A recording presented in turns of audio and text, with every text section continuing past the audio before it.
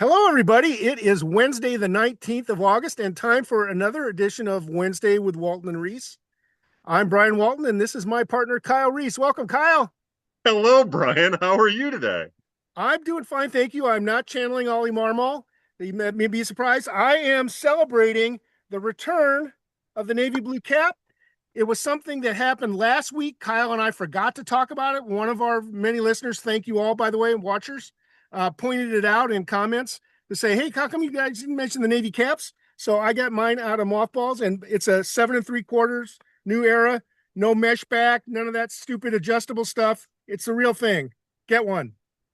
Please get all of them. I wish I would have grabbed mine. I didn't think about it. Brian, I assume the reason that we did not talk about it last week is because you knew that I would go on and on talking about how happy I was about it and that our already long episode would not have an end. So that's No, why I but assumed. we'll tip our cap to Brendan Schaefer, who's the guy who put the bug in the Cardinals' ear, and they of course put a fan survey out, and people overwhelmingly said, "Yeah, bring back the Navy Blue Caps. It's part of the Cardinals' history." And so they're going to do that on road games for the rest of the year at least, and that's a good thing. Yeah. And again, a hat tip to Brendan, also to Anouk Karunaratne, who was kind of the spearhead behind putting it up for a vote. And it wasn't just the blue hats on the road, the Navy hats, the Navy. Navy is such an important word here. I think that it's a very, As very opposed to important. powder blue, which is It, a different subject. which Brian is what I was just about ready to get into. It was also about the rest of the costumes that the St. Louis Cardinals wear. We call them uniforms. They're really just costumes. And I'm anxious They're to see it. merchandise opportunities. Boy, that's really it, Brian. That is, if there ever was what they are, it's that. And I'm anxious to see if they got any interesting feedback there in regards to all of their uniforms and how people felt about them and how they might pivot or change. Yeah, yeah. Hold Well, on, Brian, well, hold on. Dipper. Dipper, no. Sorry. We're going to have a lot of that, guys. Dipper the dog is making an appearance, or not. Yeah. Oh, So, funny. Kyle, last week we left everybody with a cliffhanger. You had a survey on social media about whether Leonardo Bernal or Joshua Baez should be the top hitting ranked prospect after Rainier Rodriguez. And when your version of our top 50 came out that we're going to talk about later, you, of course, had Mr. Bernal ahead of Mr. Baez. Is that what a majority of the fans who responded believed? All right. So, Brian, I took your advice because we record on Tuesday, as everybody knows. And when I woke up at, let's see if it at 5:39 the following morning before the poll was addressed in the podcast, 1,240 people had voted. 1,240 people, 53% had Leonardo Bernal, 47% had Joshua Baez. And of course, the question was, from your perspective, whatever perspective it is, who is a better prospect? So, again, that was beforehand. Give me 1 second and I'll see if I can dig up what the final vote tally was. I believe that it was overwhelming. It stayed about that range for Leo Bernal. Let's 53%, I wouldn't say is overwhelming. It is Yeah, certainly decisive, okay, but it's not overwhelming. you're right. You're right. That's a bad stall tactic, choosing the wrong word there for me. But I will say, we don't talk about Leonardo Bernal enough. We really don't. I mean, the guy is 20, just turned 22 at AAA. I think he's in the top 5 in the system in RBI, 15 home runs, 850 OPS. His catching is excellent. He's also, by the way, played 15 games at first base this season. So that's something to keep an eye on down the road as the Cardinals try to figure out how to rejuggle maybe not only the catching position, but also DH and first base down the road. Yeah, and his entire profile is really, really polished for being as young as he is. Brian, it ended up being in 14,000 or 1,419 votes, 1,419 votes. Bernal got 53.1% of the vote, and Joshua Baez 46.9. And really, what I feel like is, in some ways, Leonardo Bernal has that Ivan Herrera thing where he was overshadowed by a lot of other really prominent prospects. Nolan Gorman, I think of, right, first and foremost. But he was kind of overshadowed. Of course, he always had a little defensive questions, but he progressed up the ladder at a young age and was kind of drowned out in some of the hype surrounding other prospects. And you see him taking a bat right-handed, he's going to be able to handle left-handed pitching at the major league level. You see him taking a bat left-handed, he's probably going to do some damage left-handed at the major league level. The one knock on him is hilarious. It is from publicly available data, and you hear a lot of really stupid people talk about his framing. And really, his issue is framing low, but also I'll tell you, internals don't paint his framing in such a negative light. And also, as we've learned, framing doesn't really matter so much anymore. It's lost its significance. So if you're looking at his framing and you're saying, "Oh, that's a reason to hold him off," That's not like the only mole. are you, That's like from my generation, the mole on Cindy Crawford's face. Okay, I oh mean, my God, you good know, for you, Brian. it's just it's nothing to talk about. And you know, I had noticed this week we talked about being able to handle left-handed pitching. As good as Alec Burleson is, and Alec Burleson leads the National League in RBI this year. Okay, Alec is a great player.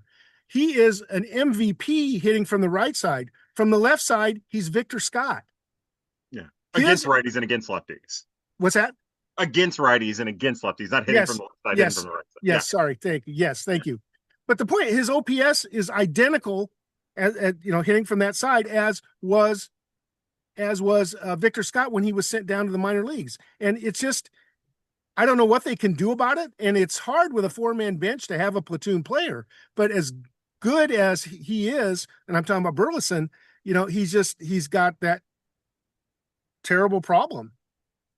And Brian, that also comes with the caveat that I mean, it was way worse than that leading into the All-Star break. And he's made mechanical adjustments since the All-Star break to actually start to hit lefties really well.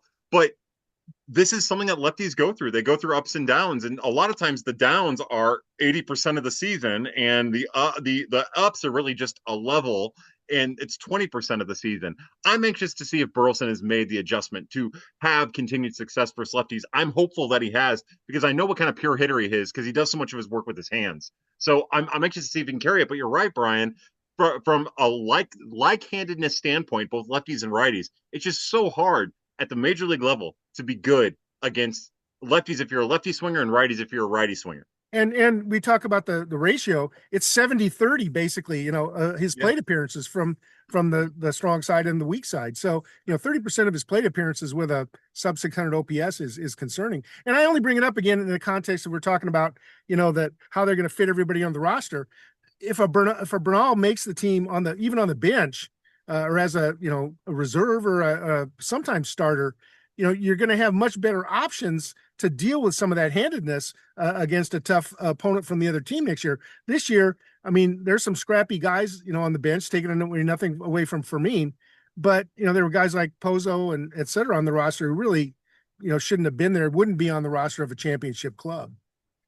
How dare you, Brian? That's starting catcher for the Baltimore Orioles, Yohel Pozo, to you, Yeah, and sir. I feel sorry for the Baltimore Orioles. They've had some tough times, but hey, it's great he's getting to play. Great he's getting to play. But to get back on the subject, so do you feel any different about your survey now that Joshua Baez had the kind of debut that he had? What I should do, Brian, now is I should ask that question and see how people have reacted.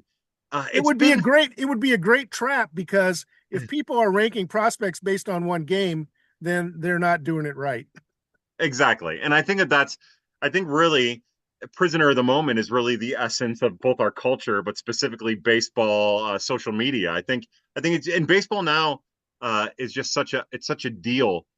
I've heard a lot of really smart people talk about the footballification of baseball, where you and again, this is from like Cardinal Off Day. It's a podcast out Ben Godar, Ben Humphreys, but like they're the ones first person I've heard talk about this, and I've heard other experts talk about this as well. The idea that now every 162 games is felt like a 16 game NFL or a 17 game NFL season.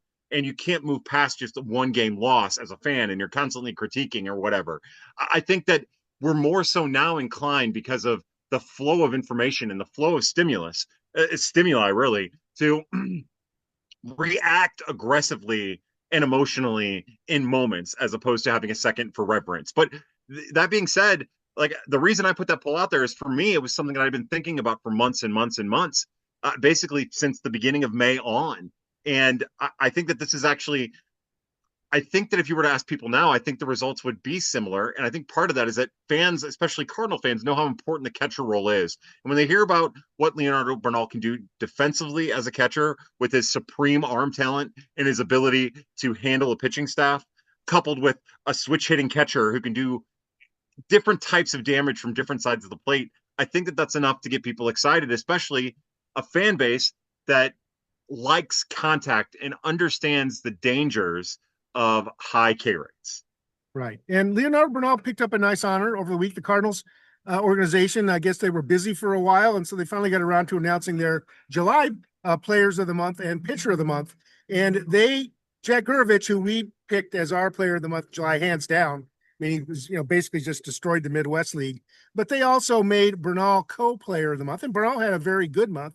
Not quite as good as Jack's, in my opinion, but still very good. And then they also named Tanner Franklin, a little bit of a surprise, as the pitcher of the month ahead of Quinn Matthews, who really, really dominated in Memphis in between his shots with St. Louis. It's hard to lose when you're talking about those five guys, right? What a system, Brian. What a system. I mean, again, this is a good lead in, and I'm sure we've got other things to talk about, but I just keep looking at the list that we put together. I look at your individual list. I look at my individual list. I look at the list that Baseball America and MLB Pipeline's updated list. And you're just impressed day after day, night after night. We talk about it every week, but when you talk about the players you just talked about, that's the top of the organization. You look further down in the organization, Brian, you catalog this beautifully over at the Cardinal Nation when you go over why you selected the hitter of the month, why you selected the pitcher of the month, when you give your array of players that were in consideration. It is a list of excitement on both ends. I would have months where I was having trouble finding any hitters with a 900 OPS for the month. Yeah. And now it's like 1,000, 1,100, sometimes 1,200, and not just one or two guys. Yeah. Yeah, Brian, the funny thing too is like, and when I was looking at your list, I was like, and I know you'll ask me about these guys, but it'll be like the difference in like where we have people different, like where the biggest delta is. Let's talk about it. Let's go. Well, the first one I noticed right off the bat is like Juan Bin Cho. I believe I had him 19th. You had him 31st. And both of those are warranted. Like, I've never been so sure that a prospect deserves to be both 19th and 31st as I am Juan Bin Cho.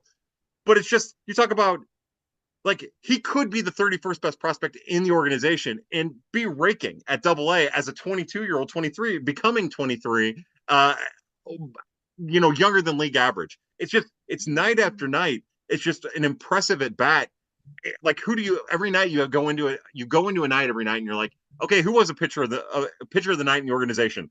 It's between three guys. Who was the hitter of the night in the organization? It's between three guys. It's never like, well, Gurovich hit 2 home runs and he's clear, or Jerpy pitched 4 innings of 1-hit ball. It's clearly him. It's, well, also Fajardo pitched 5 innings of no run 7K ball. And it is impossible. It's also incredibly exciting, but it's impossible to do this list and feel like comfortable, like you're nailing it. We've said it many times before, and I'll say it one more time just to make sure people know there is no right and wrong.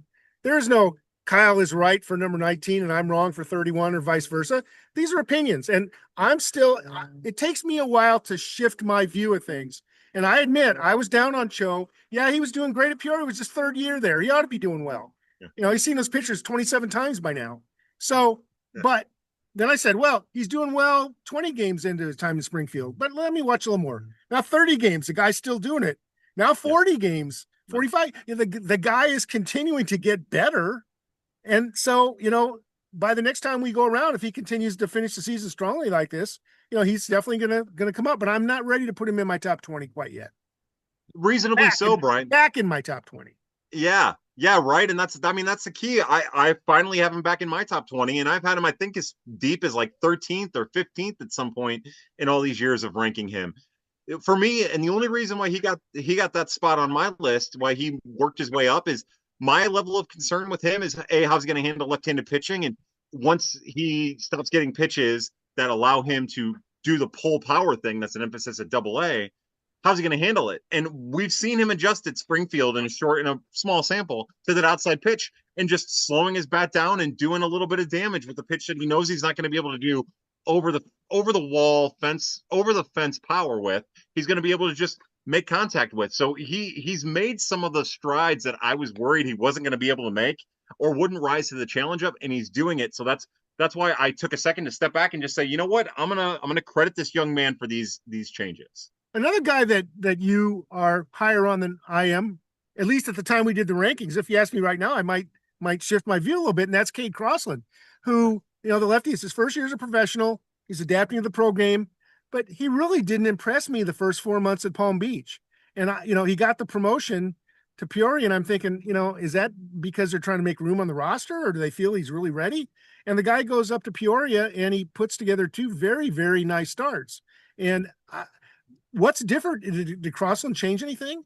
I think he's Brian. I don't think there's a mechanical change. For me, what I've viewed is he's just, he's got a good fastball and a good changeup. He has a high K rate. He's throwing a slider a little bit more, or the breaking pitch, we'll just call it, because you know how that is. He's throwing the breaking pitch more. But I feel like what he's been able to do, or at least focus on in Peoria, and I'm not sure if it's coaching or whatever, is the fastball changeup on the outside, the low outside to righties in particular, and just kind of wiping out lefties. And he's been able to live in that little section, that little quadrant of the strike zone, and it's been huge for him. And I still think he gets his front side and his lower body out ahead of his upper body in a big way, and that's why the walk rates are as high as they are. But I think there's a certain, and we've seen this again with Braden Davis at this level, with Mason Molina at this level, the lefty who throws a fastball changeup as their primary offering. You can get a little bit, this level, the high A level, seems to be the level where you can get away with maybe being outside of the strike zone a little bit, because you have aggressive hitters that are living off fastball and reacting to changeups. So I'm anxious to see how it progresses. But look, when you're walking as many guys as he was at single A, at low A, and you're still striking out a lot of guys and soliciting weak contact, I can't, even with that walk rate being as high as it is, I can't turn my head completely. And hopefully this is the start of finding the command that Mason Molina has been able to find. Now, a guy that I rank more aggressively than you is a guy we've talked about a little bit now and then, and that is Hanson Rincon at Memphis. And Rincon is a guy, his stuff's not impressive, right? He's not a numbers darling. The guy just keeps getting the job done. And now they've got him pitching ninth inning, and he's still doing very, very well. Now, I think Rincon came at 40th on our combined list. And Cade Winquist 35th. And Winquist, started off rough this year as he transitioned back into the organization after the Rule 5 time with the Yankees. If the Cardinals need to add a guy right now, would it be Winquist or would it be Rincon? For me, it'd be Winquist, but I think, okay, so this is where it gets fun, Brian, because I feel like if you are screwing around to end the year, then Hansel Rincon's the guy that I add. And his changeup deserves a ton of credit, because really his changeup is his bread and butter, and it is an above average plus offering. It's part of why he's so good against lefties and why he can be good against righties, because he'll use it against righties. The rest of it's kind of average or varying levels of average, and he has to be careful with his fastball. But I feel like if you're going into this season just trying to give guys opportunity and playing for next year, Hansel Rincon's the direction I'd go in, because honestly, I'd want to give him a cap tip. Thank you for all you've done for all these years, for the adjustment. But for me, it's Cade Winquist, because his stuff is nasty. It is filthy. And you know what? No one is hitting it right now. And if they are hitting it, they're not hitting it particularly hard. And luckily, for the first time this year, we saw Cade Winquist pitch on back-to-back days. That's the first time that it happened. It happened last week. So I think that's a little bit of a nod of what might be coming, because the Cardinals have been extra careful with him after the Yankees didn't use him at all for the first month of the season, first 2 weeks of the season, and they were slow bringing him around after he got sent back to the Cardinals. But Winquist has nasty stuff. Now, Winquist also has a delivery that annoys me, but I think what he's doing now is he's throwing strikes. He's letting his big breaking ball eat, and he's playing his fastball off of it with some elite arm speed. And I think that if the Cardinals are in the position to push down the stretch, Cade Winquist is the arm I'm adding first. So the point Kyle made, and I just want to underline it, emphasize a little bit here. If you want to give a guy a shot who deserves a shot, but maybe doesn't hold a 40-man roster spot over the long haul, you give Rincon a cup of coffee. But if it's a guy that you think long-term is going to be a part of your bullpen, you go with Winquist. That fair conclusion? Thank you, Brian. Yeah, thank you for summarizing that perfectly. Now, another guy that that I didn't drop as far as you or as fast as you actually took Ryan Mitchell all the way off your top 50 down to 53. And I'm not ready to give up on the 19-year-old yet. He's done some things well. He's certainly taken walks, but I also think about what Chase Davis was when he first joined the organization. Granted, college, high school, different backgrounds, but ability to take the walk, but not aggressive enough and not doing damage. Yeah, Brian, I just don't like Ryan Mitchell. I don't know what it is. Like I said, I Mitchell think it's family, the Mitchell family. Let me interrupt here. It's not that he doesn't like yeah, Ryan. He doesn't like Ryan as a baseball player. He that's actually likes Ryan as a person. They play yeah. cards together. They play golf. Well, Kyle doesn't really golf, but he drives a cart. Anyway, go ahead. That's it.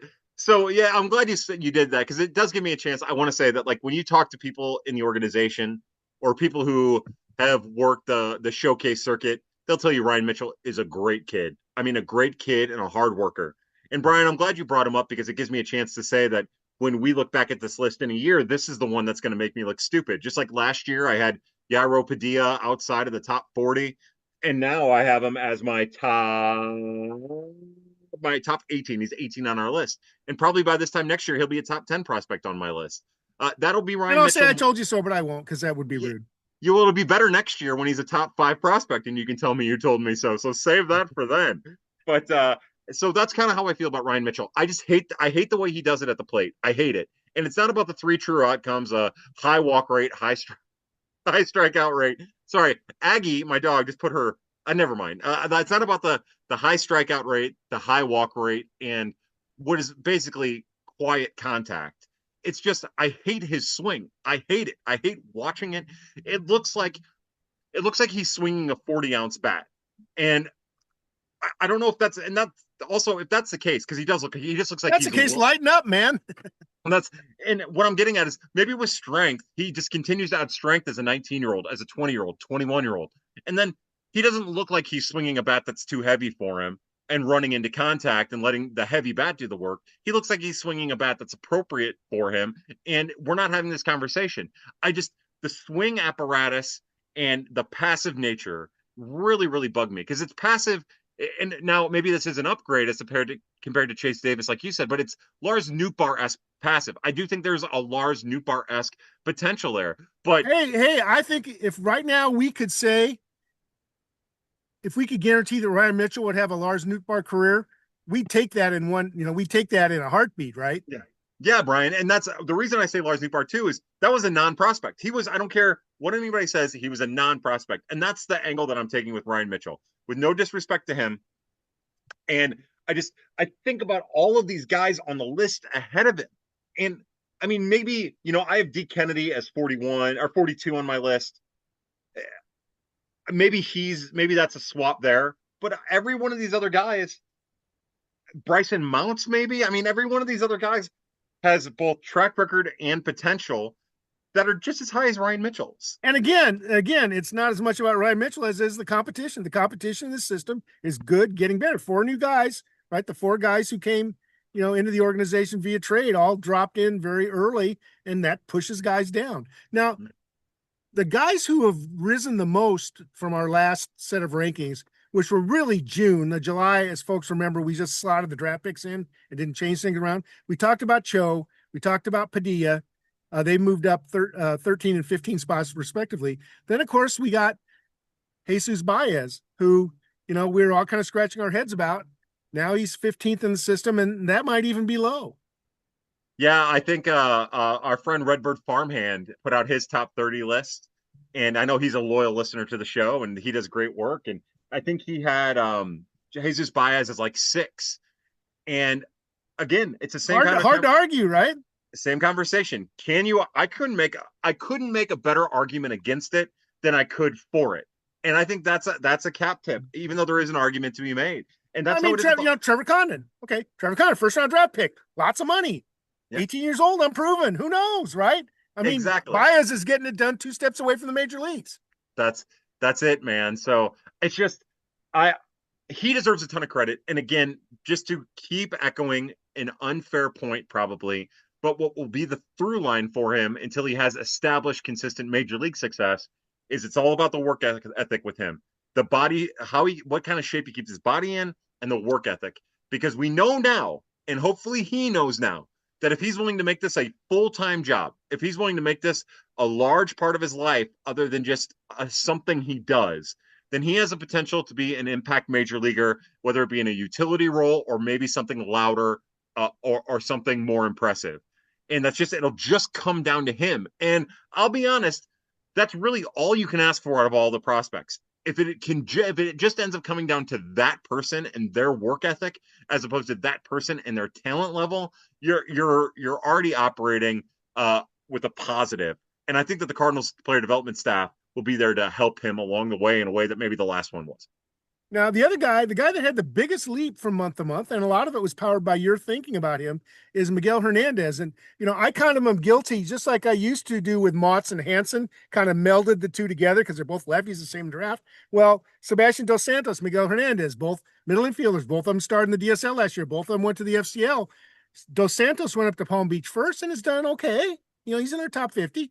But Miguel Hernandez, now granted, he's only been there a few weeks now, but he's really handled that tradition so far very, very well. Did that play into your thinking, or what? Why are you as high on Miguel Hernandez as you are? So, Brian, this is actually as simple as the operation in the plate. Miguel Hernandez is going to hit. I have no doubt about it. I don't think it matters what level he's at. He's going to hit. I don't think he's going to get strike out a lot. I don't think he's going to get overwhelmed by superior talent. I think that kid is going to hit. And I think power will come to a tune of 10 to 12 home runs here and there. He might get to 15. So that's it. Now, Dos Santos, the operation at the plate is a little bit more complicated, specifically from the left side. Now, both from the left side and the right side for Dos Santos are quiet operations, but I just worry about the viability from both sides for him. And we'll see how how his body fills out. We'll see how he adapts to breaking pitches, but they're both tremendously talented, and they both continue to impress at Palm Beach, even if the stat line isn't exactly the sexiest thing. But for me, it just came down to when I watched Miguel Hernandez hit, if I were teaching people the fundamentals of hitting, that's what I would teach right there. And just from a get in the box and this is what you do standpoint. So he gets a cap tip for me for that. So there you have it, folks. Pay attention here. A year ago, we were talking about Rainiel Rodriguez this way. Listen to how Kyle's talking about Miguel Hernandez, because next year at this time, everybody's going to be talking about him. Maybe not as much as Rainiel, but he has that potential. Yeah, Brian, I think if we were to have this conversation next year, people will be talking about Yairo Padilla, like we're talking about Rainiel Rodriguez right now. And more than likely, we'll be talking about Miguel Hernandez and maybe Sebastian Dos Santos, like we're talking about Yairo Padilla right now. And by the way, isn't it great to see the international program producing more than one player every generation? I mean, we got Ivan Herrera, and then we got to go back to what?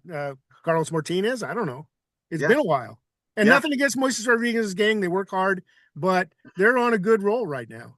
Yeah, and Brian, we put Sebastian Rojas, the catcher from the Dominican Summer League, on both of our lists. I don't believe he made our top 50. He should have. But he should have. And he's just like the first of the next round of really impressive international bats that are right behind this group that we've spent time, that honestly deserve to be in the conversation of a top 50, top 40, top 60 prospect in the organization. But it's just so deep that while they might have a higher upside, or they might have potential, you can't ignore these other guys who are just further along stateside. So this is just the beginning. And when I started doing this, I started doing top 40 prospects, and then it grew to top 50, and we could easily do top 60, but 50 is a good number. And we of course have best of the rest, so you can see the guys who just missed, including including Rojas, who Kyle was just talking about at the Cardinal Nation. And we also have an article up where we go through all the risers and fallers, and the ones that I rank better than Kyle, and the ones Kyle ranked better than me. So lots and lots of information if you subscribe. If you don't, you can still see the list. 3 Memphis teammates, 3 pitchers, are guys that were in our prior top 20, and they all slipped out. And Ishan Henderson, Mason Molina, Bryson Motts, different situations. Henderson missed the whole year until, he's come back now recently, but pitched very well his last time. We're waiting to see when he throws again. Mason Molina, earned the promotion to Memphis, has gotten knocked around a little bit in AAA. And then Bryson Motts, who the Cardinals made the decision, his future is probably going to be in long relief. And of course, that may get Bryson Motts to the major sooner, don't know, but it lowers the ceiling. Absolutely, Brian. Yeah, it's a trifecta of weird lefties, because they all do things a little weird, sort of. But maybe Eshawn is the one where I could not really decide what to do with still. He had the very impressive AAA outing, but I didn't debut. I did not want to invest too heavily into that just yet.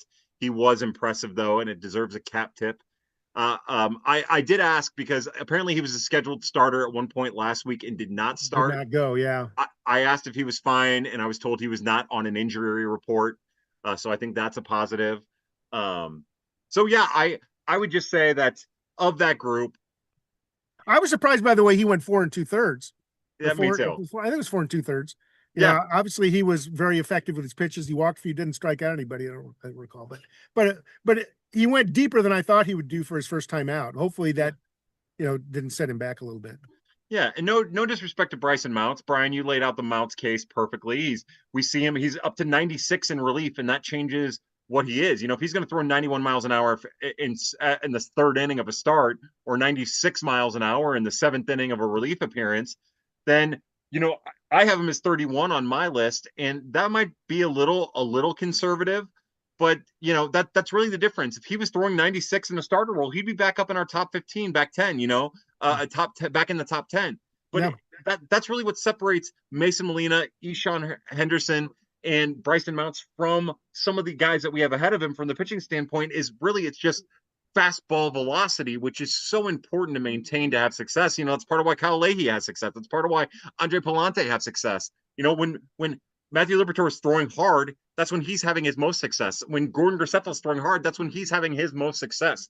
So the fastball velocity of it all is really important, specifically with the lefties in a right-handed dominated lineups.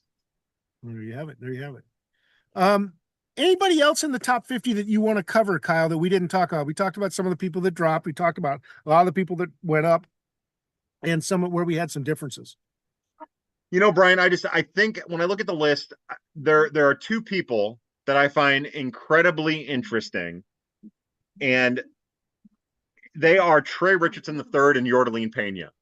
And I would say that while they're both in our top 50, but it's so interesting because I don't know what to do with either of them. I don't know how to handle either of them. I don't know what to do with either of them. I think there's an argument and I said what I mean by that, Brian, is I think there's an argument to be made. Like on my list, I have Caden Ferraro as the 34th best prospect. I think you could argue that both of those guys could very well be higher than Caden Ferraro. I think you could argue that both of those guys might be in the Daniel Ortiz, Jack Gurovich area, which for me was 26 and 27. But at the same time, you could also argue that there's 10 guys behind them that they like Ryan Mitchell or Chen Wei Lin, who Blake Ida, that could very well be as high on the list as them. So I root for those two. Those are two of my favorite prospects in the organization for differing reasons. Pena because of the loud power, Trey Richardson because of how he's got there. And Trey Richardson, by the way, 40 games into his time in Springfield, 810 OPS. I mean, he's not killing it like he did in Peoria, but very respectable. 8 home runs, 21 RBI.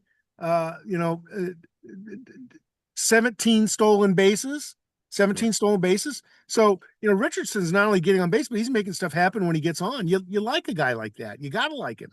And he's playing everywhere, Brian. And sure, he's having varying levels of defensive success all over the place, but he's playing everywhere, and that's huge. And that is what you want for a bench guy. I mean, and I hated that. I hated it as well as Tony La Russa, had guys prepared and put them in positions to win.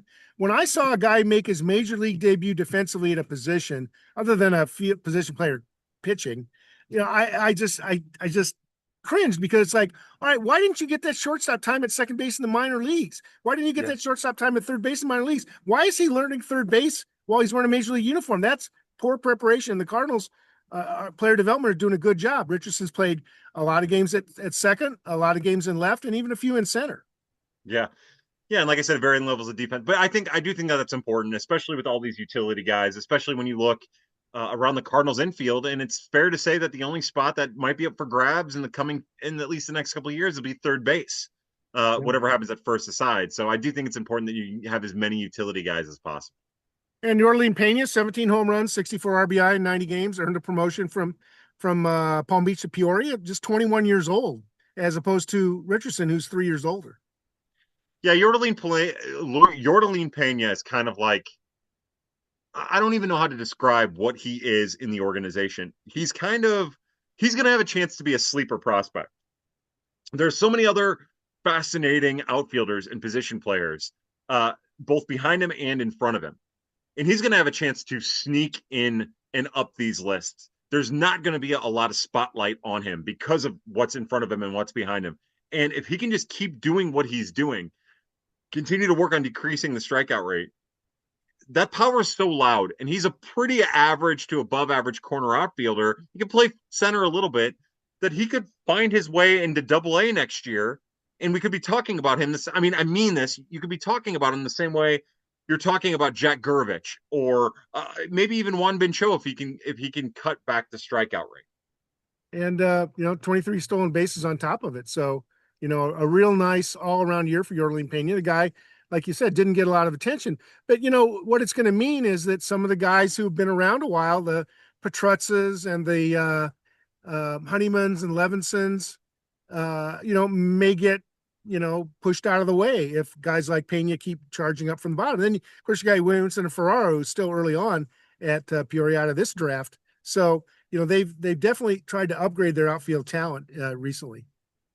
Brian, it's funny. I went back, and I'm glad you brought up Honeyman in particular. I went back and forth, like, how do I get this guy on the list? And maybe I could have, because I ranked 66, but I was like, how do I get that guy on the list? And I just couldn't. I mean, maybe I could have, but I really couldn't, because I just think there's so many impressive prospects in the organization. And I had him at 50. I kept him on my list because I didn't want to dock the guy for being injured, because before he got hurt, he was playing much improved. Now, he still doesn't have enough power to make it, I don't think, but I wanted to give the guy the benefit of the doubt. And he was finding more power, and that's fair. I think he's one of these guys who, because of his injury history, his long line of injury history, I could not reconcile it, Yeah, I can't disagree with you there. Okay, last thing I want to talk about today is that a number of the third-party observers, or whatever it is that Randy Flores calls them, came out with new farm system ratings. It's sort of, apparently everybody does that in August now. And Baseball America ranked the Cardinals second and the Brewers third. And there was a lot of excitement about that. But the reality is the Cardinals didn't change where they were, but they were able to hold that position as the second best farm system in baseball, according to Baseball America, while graduating, of course, JJ, and graduating Crooks, and graduating Church, and several others. So that's a positive thing. Now, MLB Pipeline also had the Cardinals flat. They're number 4, one spot behind Milwaukee. Frank, as far as I'm concerned, whether you're second or fourth, you're up in the elite group of farm systems in baseball. Fangraphs, however, uses a player evaluation algorithm, I guess you'd call it, more of a mathematical formula, and they came up with the Cardinals being 9th. So still a top 10 system, but not of high value. What do you think when you look at these various farm system rankings? Just to reiterate what you say all the time, Brian, there's no right, there's no wrong. It's just a subjective opinion. I think, I guess, anecdotally, it's fun to think about Fangraphs having the Cardinals as 9th when they were number 1 for using the same process this offseason. And the Cardinal, they got a lot of publicity for it. Yep. And I think other than JJ Weatherholt, and of course, like you said, Crooks, Church, Blaze Jordan, there's been guys who have come off of it, but other than Weatherholt, I would say that the guys who are still on it and who have been added to it are just as impressive in a whole from a surplus value as anything else. So really not to bag on what Fangraphs does, other than to say that, like, you talk about a scale that is in constant motion and constant flux. That's the one, in my opinion, that should hold the least amount of weight. I said that when the Cardinals were ranked first. We talked about that on the podcast. It felt overly aggressive. Yeah, and now this feels like an over course correct. Under aggressive, yeah. Yeah, but Brian, for me, not to get into like the nuts and bolts of it, the complaints that I have with who's rated where, or my concerns with why guys are on a top 30 list, it's this simple. Really, the Cardinals have a top 5 organization, a top 5 farm system. And when you're talking about the top 5, it doesn't matter if it's first or fifth or fourth or third or second. They're doing everything right. And they're, just to reiterate over and over again, these same things that we talk about pretty consistently, the Cardinals have a vast array of prospects. It's not just like cookie cutter types. they're putting together an array of prospects that make them more and more interesting, in my opinion. And that's a positive moving forward. I think that a year ago, this was not a consensus thing, and now it's a consensus, and let's celebrate. And let's not lose sight of the fact too that the Brewers are still where they are. They're not going to go away anytime soon. But it's interesting to see that both the Cubs and Reds are in the bottom five, and that's not good for their futures. Although the Cubs have shown, much less in Cincinnati, willingness to go out and spend money, and try to augment their team. And the Pirates were number one at the beginning of the year. Now they've dropped down to 11. Of course, Skeens has graduated, right? They've got a lot of talent. Connor Griffin, I should say. Skeens already graduated. Connor Griffin graduated, and several others. So you can kind of see that. But the competition in the NL Central, I think, looking at the farm system rankings, may give us a clue about what the trends may be at the major league level down the road. Great point, Brian. Great points. Again, apologies to the Reds and the Pirates for the constant state of whatever it is they're in. But let me say that, and then hope that the Cardinals don't blow these next 3 games against Cincinnati and Cincinnati. So there you go. Yeah, Brian, great point. Last thing, we touched on it briefly when I put you on the spot about WinQuest versus Rincon and what they might do. A lot of years when the roster expands from 26 to 28 on September 1st, it's a ho-hum thing. Somebody comes off the injured list, Steven Matz or somebody like that, and they don't really get to call up any prospects. Things are pretty smooth now. Urias, I can't believe they're going to probably try to keep Urias on rehab for another 2 weeks unless he has another setback. But if they do, probably it's Torres that goes down. What do you do with those two spots? Do you bring Torres back, or do you give Gorman a shot? And then on the pitching side, do you bring up a reliever like a Winquest or a Rincon? Do you bring up Quinn Matthews for innings? What do you do? Brian, I cannot imagine. I think this is where I get trapped. Is I think what would the old front office do? And it'd be, oh, hi Nolan Gorman, I missed you. Hi Ryan Fernandez, I missed you.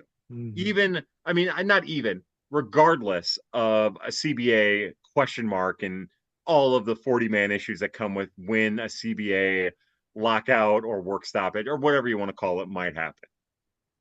I think with this front office, I think they might get a little creative. Now, I do think that the easiest line to draw is Quinn Matthews from the pitching side. And I still don't know what to think on the hitting side. I know we joked around about it and you brought up a great point about 4 catchers, but I just cannot imagine Leo Bernal not being a part of this just to get him a taste of what it's like, get him used to the pitchers, right? Because when you look at the Cardinals rotation, other than Matthew Liberatore and probably Matthew Liberatore, all of these guys are coming back next year. So there's value of getting him time with the major league rotation and with the catchers to learn more and more about what they do better and best. You make a great case, Kyle. I hope it happens. Leo's already on the 40-man roster. Exactly. So no harm. No, you don't have to add a guy that you might potentially lock out of play, in the first part of the spring if the lockout goes on. So, it's something we'll continue to watch over the next couple of weeks. And it's also important to remember that the last few years, they adjusted the AAA schedule so that Memphis will continue to play through most of the month of September. They're already in the playoffs based on their first half performance. So September 1 isn't the end. Yeah. If they need a reliever, during the month of September, they can still call Memphis, still bring somebody up. It's just they're dealing with a base of 28, not 26. Yeah. And candidly, Brian, in that pitching spot, and I've had a love roller coaster with Bryson Mounts, but I do want to see Bryson Mounts pitching meaningful innings out of the Cardinals bullpen. And it's not because of him, what he's capable of doing or whatnot. I just think the Cardinals owe it to themselves to kind of see what it looks like down the stretch as they start to build their 2027 roster. I just think it's important. Brian, what do you expect? What do you think they'll do come September 1st? I'm not sure they're going to tie Quinn Matthews up necessarily. I think they may continue to toggle him back. I don't know. I can't remember how many times he's been up and down. The 27th man doubleheader didn't count. So they've got plenty of options now. Use that 2 ways, I guess. But the downside is, of course, once he goes down, he can't come right back up right away unless there's an injury. So they have to be careful. They might still try to fiddle with the relievers for a while. I don't know. Yeah. And do you have a feel? I mean, what would you do from the position player? Would you go? I think assuming Urias comes back and Torres goes down, they probably just bring Torres back up. Yeah. I don't think we're going to see Nolan. I mean, I just don't think we're going to see him. I think that's probably a pretty safe bet. So is it we gonna have a dog appearance before we end or no? Brian, so let me tell you what's going on right now. I'm sorry to be distracted, but the new pupper, Dipper, isn't particularly smart. And because he's a pupper, and Aggie is by my side, just trying to stay out of Dipper's clutches because Dipper wants to play all the time. So Aggie's here by my lap, basically hiding. And Dipper is running around trying to find Aggie, even though he can see Aggie. And he's sniffing around trying to find out where Aggie is. And Aggie's head's down, like, please, just give me 5 minutes. I will listen to Dad run his stupid mouth if it means that I get 5 minutes away from this over playful monster. Well, there you have it. We know where Kyle's going as soon as this recording ends. We thank you all for listening to the August 19th edition of Wednesday with Walton and Reis and Dipper and Aggie. And we will talk to you next time around. Thanks, Kyle. Thank you, Brian.